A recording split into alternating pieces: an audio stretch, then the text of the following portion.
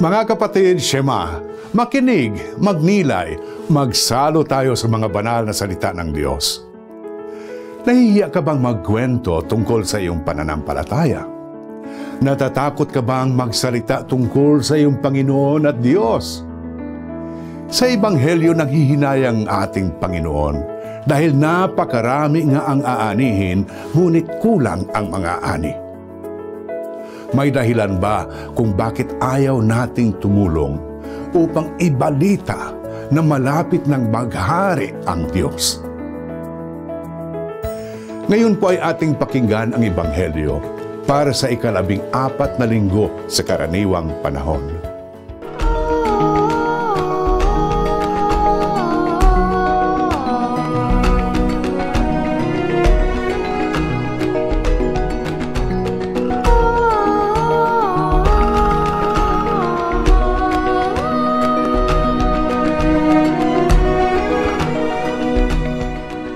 Panahong iyon, pumili ang Panginoon ng 72. Sila ay isinugo niya ng dala-dalawa sa bawat bayan at pook na pupuntahan niya. Sinabi niya sa kanila, "Napakarami ng aanihin, ngunit kakaunti ang mga mag-aani. Idalangin ninyo sa may-ari ng aanihin na magpadala siya ng mga mag-aani. Sige, pumunta na kayo. Isinusugo ko kayong parang mga tupa sa gitna ng mababangis na asong gubat. Huwag kayong magdala ng lalagyan ng pera, bag o sandalyas. Huwag na kayong makikipagbatian kanino man sa daan. Pagpasok ninyo sa alinmang bahay, sabihin muna ninyo, maghari nawa ang kapayapaan sa bahay na ito. Kung maibigin sa kapayapaan ang nakatira roon, tatanggapin nila ang kapayapaan ninyo. Ngunit kung hindi, babalik sa inyo ang inyong kapayapaan. Makituloy kayo sa bahay na iyan at huwag kayong magpapalipat-lipat ng tinutuluyan. Kainin ninyo at inumin ang anumang ihain sa inyo, sapagkat ang manggagawa ay may karapatang tumanggap ng sweldo. Kapag tinanggap kayo sa alinmang bayan, kainin ninyo ang anumang ihain sa inyo. Pagalingin ninyo ang mga may sakit at sabihin sa mga taga roon, malapit na kayong pagharian ng Diyos."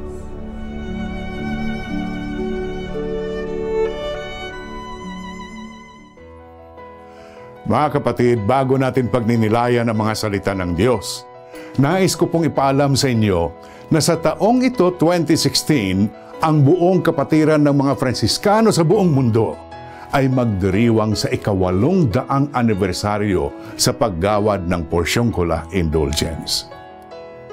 Ang Porciuncula po ay isang munting kapilya sa paanan ng bundok ng Assisi, na naging bahay dalanginan po nila San Francisco ng Assisi at mga kasama. Ito po ay inialay sa Birheng Maria na kilala sa pangalang Nuestra Señora de los Angeles o Birhen ng mga Anghel.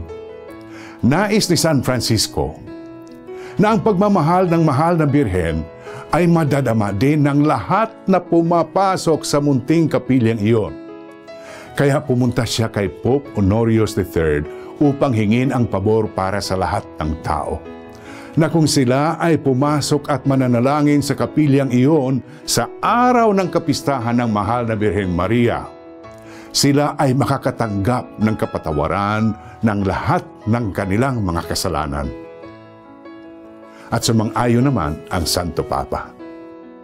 Ang Porciuncula Indulgence ay ginawad ni Pope Honorius III noong taong 1216.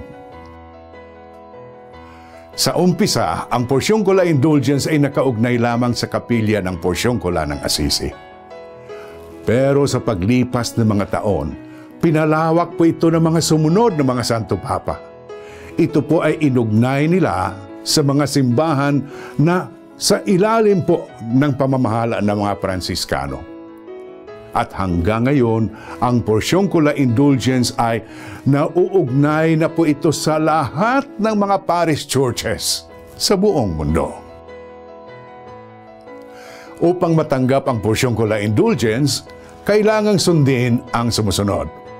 Una, ang taimtim na pagkumpisal ng iyong mga kasalanan.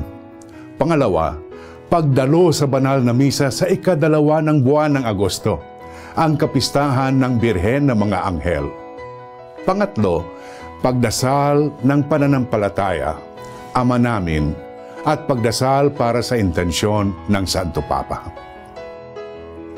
At ngayon po sa ating pagninilay.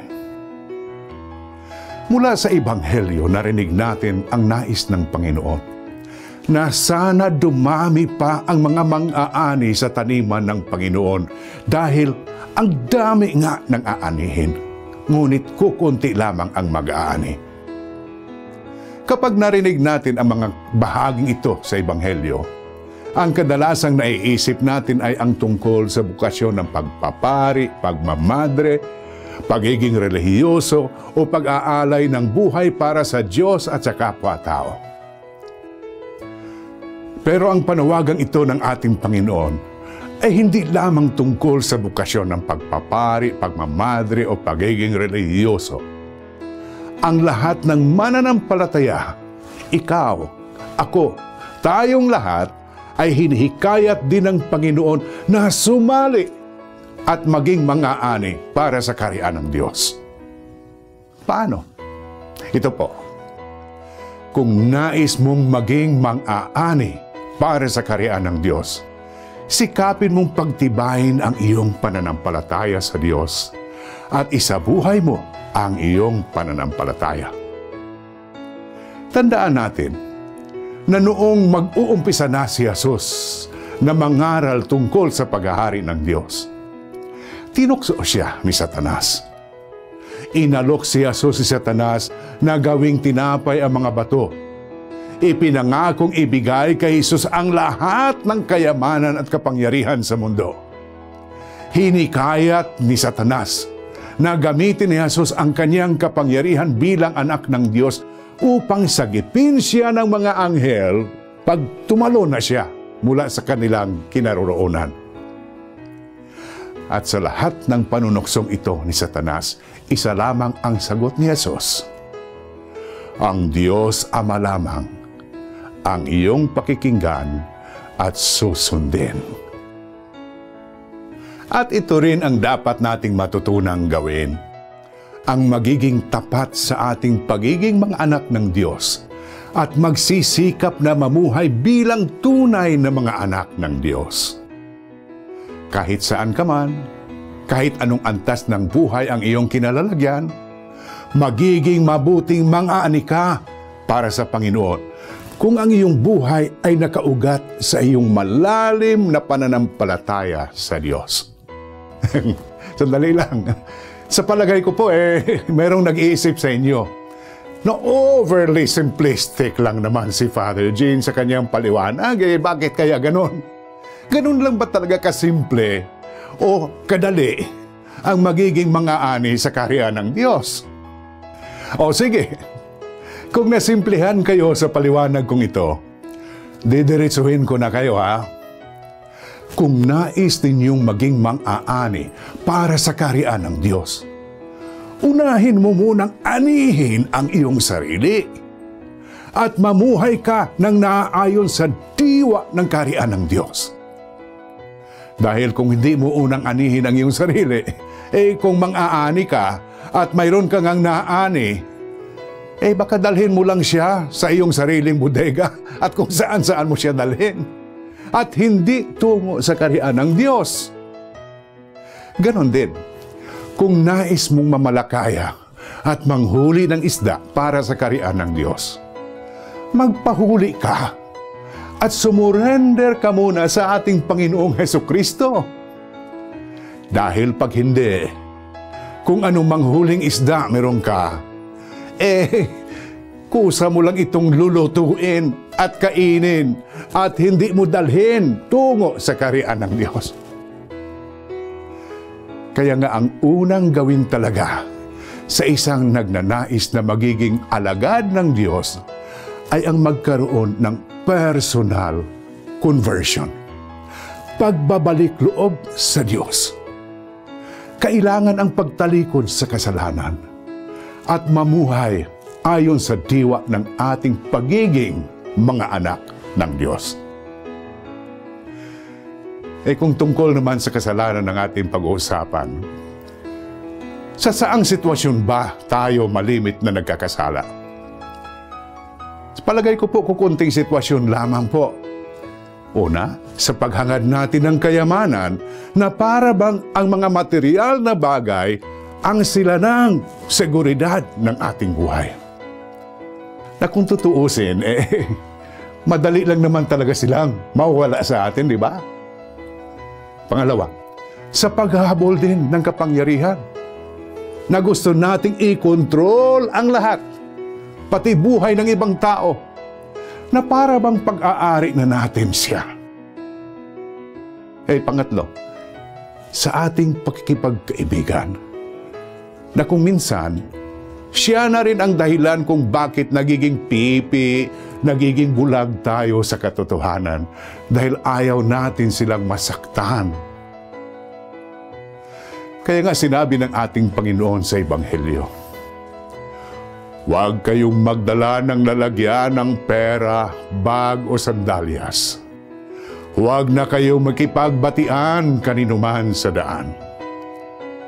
Na ang ibig sabihin ay, huwag ninyong isandal ang inyong buhay at kinabukasan sa mga uri ng seguridad na inialok sa atin ng mundo, tulad ng kayamanan, kapangyarihan, pagiging popular, hinahangaan ng lahat at iba pa. Dahil ang ating dignidad ay hindi nakasalalay sa mga bagay na ito, kundi ang tunay na halaga ng ating buhay ay nakaugat sa ating pagiging kawangis ng Diyos, sa ating pagiging tinubos sa pamamagitan ng buhay ng ating Panginoong Hesukristo. Ngayon po ay samahan ninyo ako sa isang maikling panalangin. Ama naming maawain, nagpapasalamat po kami sa biyaya ng buhay at sa biyaya ng katubusan sa pamamagitan ng iyong anak. Tulungan po ninyo kami upang maisa sa buhay namin ang mga biyayang ito. At nang kami ay magiging mang-aani rin ng mas marami pang kapwa namin para sa iyong kaharian. Hinihiling namin ito sa pamamagitan ni Kristong aming Panginoon. Amen. Mga kapatid, napagnilayan na po natin ang mga banal na salita ng Diyos. Ako po ay si Father Gene Pastidio OFM, nakatalaga po sa Franciscan Provincial House sa San Francisco del Monte, Quezon City, na nag-aanyaya sa inyo na huwag tayong manatiling nakikinig lamang sa mga salita ng Diyos. Bagkus, isabuhay natin ito at ibahagi sa ating kapwa.